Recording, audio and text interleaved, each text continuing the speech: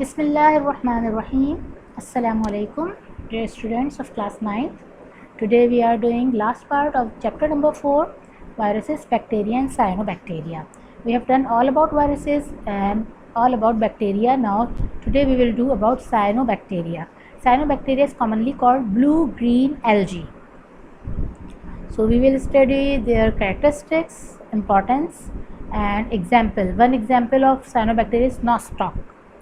About nostoc, taxonomic position and its structure. Okay, so let's start. Characteristics or salient features. They are prokaryotic as bacteria belong to kingdom Prokaryote or Monera. Don't have a true nucleus. They have a nuclear portion but without nuclear membrane. That's why they are included in kingdom Prokaryote. They may occur alone or in the form of colony. They found in freshwater or few are marine. They reproduce asexually. They are photosynthesizer as they have chlorophyll. A special characteristic of cyanobacteria is their cell wall is double layer and their protoplasm is differentiated into two parts, chromoplasm and centroplasm. Do you know protoplasm? I told you in last class that when we combine the cytoplasm and the nuclear portion, that combinedly is called protoplasm.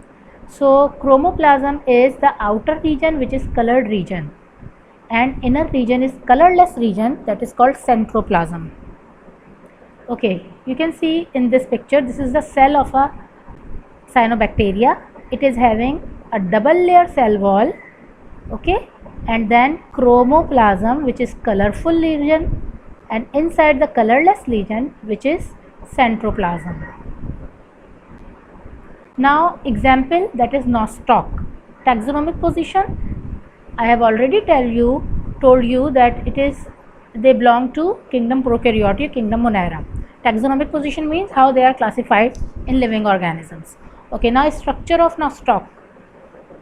It is having filamentous structure.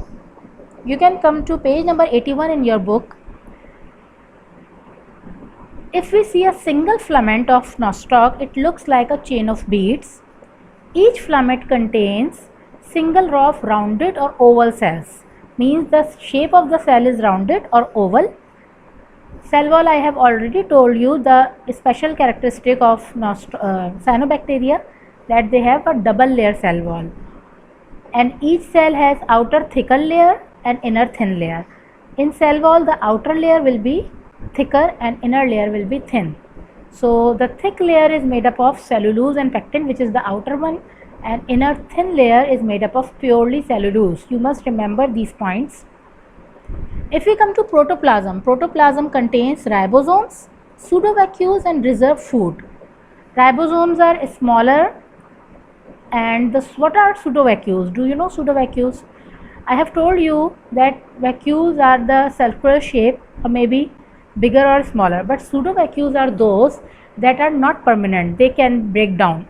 Okay, if we see the centroplasm, that is the central body, and I have told you this is a colorless.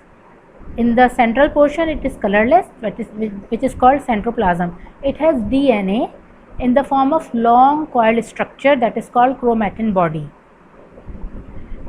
In the chain of nostoc, there are at intervals found slightly larger oblong colorless cells that are called heterocysts. These cells have slightly thicker walls, and what is their function? They are important for nitrogen fixation and multiplication of the filaments. Okay, multiplication of the filaments during reproduction. So this is the structure of nostoc. You can see the picture here. This is the original picture.